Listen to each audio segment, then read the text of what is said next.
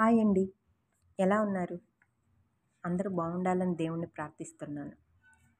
ప్రార్థించే పెదవుల కన్నా సాయం చేసే చేతులు మిన్న. ఈ వరద బీభత్సానికి చాలామంది చాలా విధాలుగా నష్టపోయారు.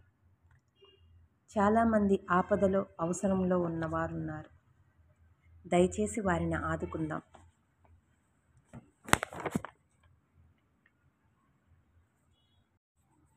తొలి అడుగు ఒంటరిగా ఉన్నా అందరూ కలిసి నడిస్తే అదే దారవుతుంది.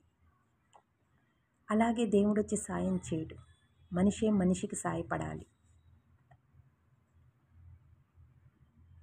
ఎవరికి తగ్గ సహాయం వారం చేద్దాం. పెట్టిన చెయ్యి ఎప్పుడూ పైనే ఉంటుంది.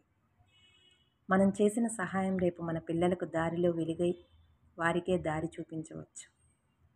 ఇది నా విన్నపం. నమస్కారం. జై హింద్.